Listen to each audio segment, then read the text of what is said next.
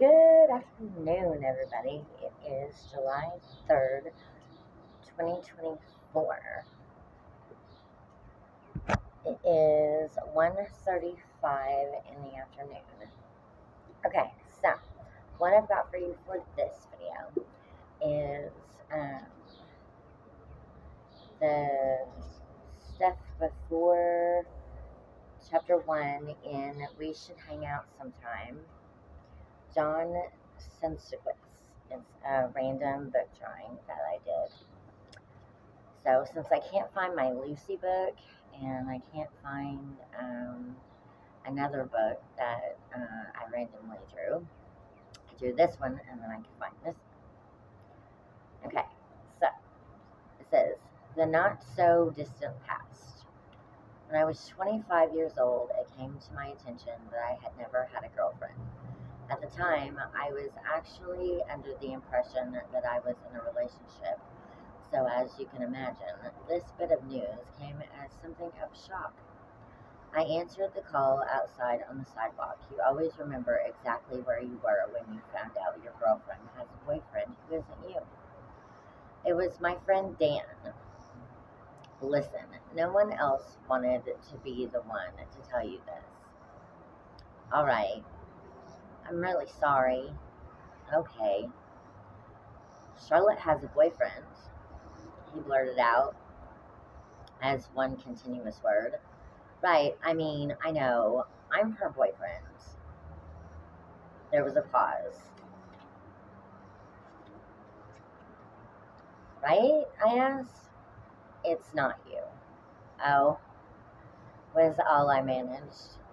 I half expected him to follow up, it's not you, with it's me. That being the official phrase of breakup talks, but it wasn't him either. It was some random tool bag she met at her college. I ended the conversation as quickly as I could. Then I stood there on the sidewalk as if I was in one of those time-lapse shots in a movie. Cars and people whizzing by on all sides of me. How could she do this to me? Why didn't she at least have the courtesy to call me and tell me herself? In retrospect, we had never actually defined the relationship.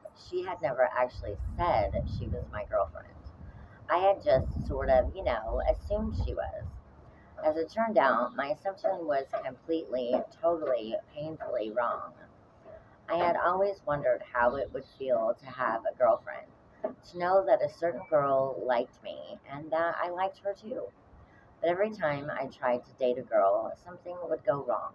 And now there I was, 25 years old, and I had still never had a girlfriend. Maybe the problem was with me, the package. Maybe girls just weren't attracted to me. Maybe I wasn't funny enough or confident enough. Or maybe it was that I looked different from everyone else. Maybe girls didn't want to be seen holding hands with me in public and didn't want to bring a person who looked like me home to meet their parents. Something had to be wrong with me, though, even if I didn't know what it was, but I wanted to know. I had to know. So after my call with Dan,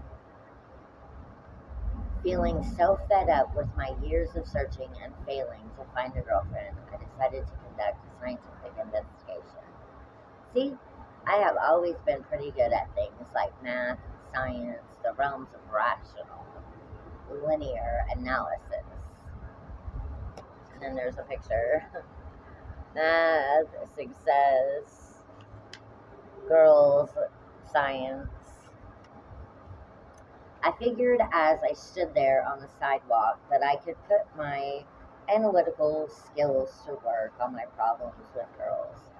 I would go back in time and examine the events of my failed relationships through the lens of graphs and charts.